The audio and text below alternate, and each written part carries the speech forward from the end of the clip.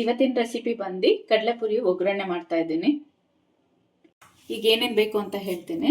ಇವಾಗ ನಾನು ಒಣ ಕೊಬ್ಬರಿನ ಸಣ್ಣದಾಗಿ ಕಟ್ ಮಾಡಿ ಇಟ್ಕೊಂಡಿದ್ದೀನಿ, ಒಣಮೆಣಸಿನ್ಕಾಯಿ ತೊಗೊಂಡಿದ್ದೀನಿ, ಸ್ವಲ್ಪ ಸಕ್ಕರೆ, ಅರಿಶಿನ ಪುಡಿ, ಸಾಸಿವೆ, ಜೀರಿಗೆ, ಉಪ್ಪು, ಕರಿಬೇವಿನ ಸೊಪ್ಪು, ಖಾರದ ಪುಡಿ, ಕಡಲೆಪಪ್ಪು, ಬೆಳ್ಳುಳ್ಳಿ, ಕಡಲೆ ಬೀಜ.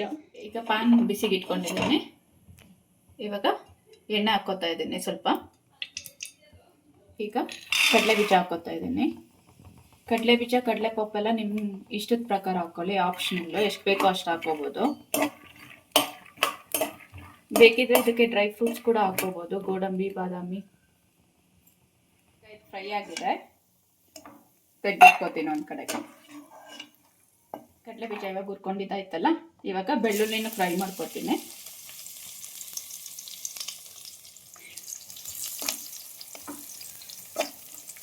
ಬೆಳ್ಳುಳ್ಳಿ ಮಾತ್ರ ಫುಲ್ಲು ಗೋಲ್ಡನ್ ಬ್ರೌನ್ ಬರೋ ತನಕ ಹುರ್ಕೊಳ್ಳಿ, ಯಾಕಂದ್ರೆ ಅದು ಕ್ರಿಸ್ಪಿ ಆಗಿರ್ಬೇಕಲ್ವಾ, ಅದಕ್ಕೆ.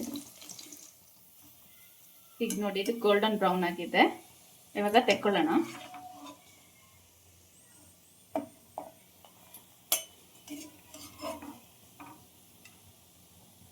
ಈಗ ಕಡಲೆಪಪ್ಪು ಹಾಕೋತೀನಿ.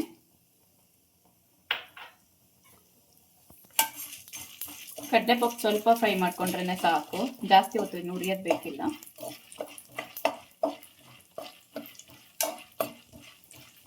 ಈಗ ಇದು ಇಷ್ಟ ಆಗಿದೆ, ಇದನ್ನು ತೆಕ್ಕೋತೀನಿ. ಈಗ ಒಣ ಕೊಬ್ಬರಿ ಹಾಕೋತಾ ಇದ್ದೀನಿ. ಇದಕ್ಕೆ ನಾವು ಕೆಂಪಗಾಗೋ ತನಕ ಹುರ್ಕೊಳ್ಳಿ.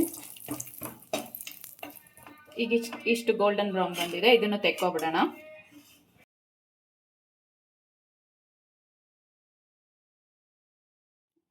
ಇವಾಗ ಅದೇ ಎಣ್ಣೆಗೆ ಸಾಸಿವೆ ಹಾಕೋತಾ ಇದ್ದೀನಿ, ಜೀರಿಗೆ ಸ್ವಲ್ಪ, ಕರಿಬೇವು,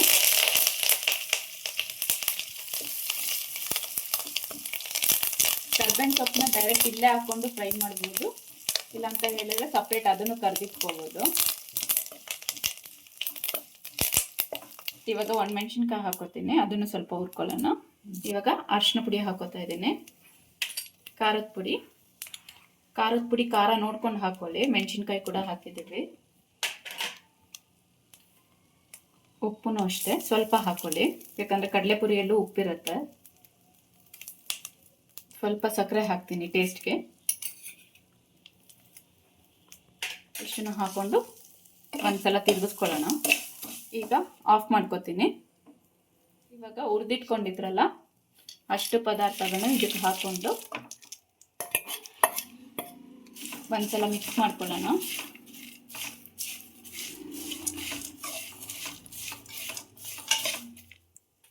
ಈಗ ಕಡಲೆಪುರಿ ಕೂಡ ಹಾಕೋತಾ ಇದ್ದೀನಿ. ಕಡಲೆಪುರಿ ಗ್ಯಾಸ್ ಆಫ್ ಮಾಡ್ಕೊಂಡು ಹಾಕ್ಕೋಬೇಕು. ಇವಾಗ ನೀಟಲ್ಲಿ ಮಿಕ್ಸ್ ಮಾಡ್ಕೊಳ್ಳಿ. ಈಗ ಇದು ನೀಟಲ್ಲಿ ಮಿಕ್ಸ್ ಮಾಡಾದ್ಮೇಲೆ ಮತ್ತೆ ಒಂದ್ಸಲ ಗ್ಯಾಸ್ ಹಚ್ಕೊಳ್ಳೋಣ. ಗ್ಯಾಸ್ ಹಚ್ಕೊಂಡು ಲೋ ಫ್ಲೇಮಲ್ಲಿ ಇಟ್ಕೊಂಡು ಒಂದು 2 ನಿಮಿಷ ಕಡಲೆಪುರಿ ಜೊತೆ ಇರುತ್ತಲ್ಲ ಬಿಸಿ ಮಾಡ್ಕೊಳ್ಳಿ. ಸೊ ಆವಾಗ ಪೂರಿ ಜಾಸ್ತಿ ದಿನ ಕ್ರಿಸ್ಪಿಯಾಗಿರುತ್ತೆ, ಬೇಗ ಮೆತ್ತಗಾಗಲ್ಲ.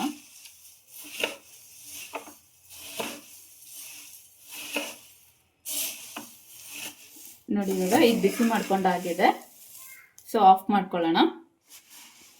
ಸೊ ಇವಾಗ ಬಿಸಿ ಬಿಸಿ ಆಗಿರೋ ಗರಿ ಗರಿ ಆಗಿರೋ ಕಡಲೆಪುರಿ ರೆಡಿ ಆಗಿದೆ.